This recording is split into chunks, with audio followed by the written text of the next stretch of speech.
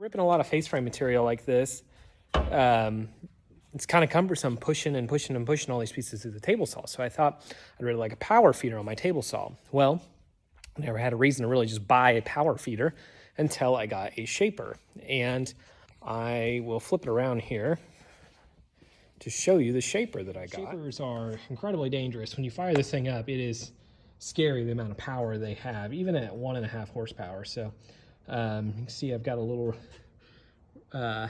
Astrogold bit on there. So I mounted the base for my shaper power feeder. And I was like, man, I'd really love a power feeder on my table saw. Well, with Grizzly, you can buy all the parts. So I just bought another base and I mounted that over on my table saw. Now, there's all kinds of ways to mount them on there, but if you watch the YouTube, you'll find that you can pretty much just buy this mag switch thing that everyone gets, and then you gotta assemble it yourself, and it's $300-400, and I'm not about that life. I definitely didn't want to drill and tap into my cast iron, so this is what I made.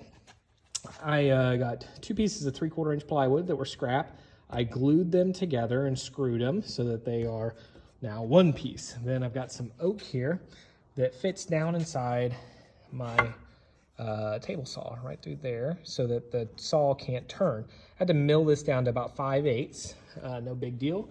And then on the other side, I've got another one. And so now this just rides like an auxiliary fence on the saw. You can see I've got about a 1/16 inch of clearance. Now this thing is so tight in there that whenever the shaper kicks on, and if it wants to barely just turn a little bit, it can, but it doesn't, but it'll turn a little bit, and then this piece of wood and this piece of wood are gonna hold it steady. And then added a couple of just quick clamps here to hold it down, and it's plenty strong. The shapers pretty much rely on a lot of the weight of the shaper itself to lay on the wood. And this thing is very heavy. It's only 1/4 horsepower, but it's, you know, I bet it's 100+ pounds. So that's all I did. So we've got it bolted down here on the underside. The bolts are countersinked into the plywood, so they're flush on the bottom. And just had to buy these little nuts to tighten it on there because the kit doesn't come with it. So anyways, that's all I did.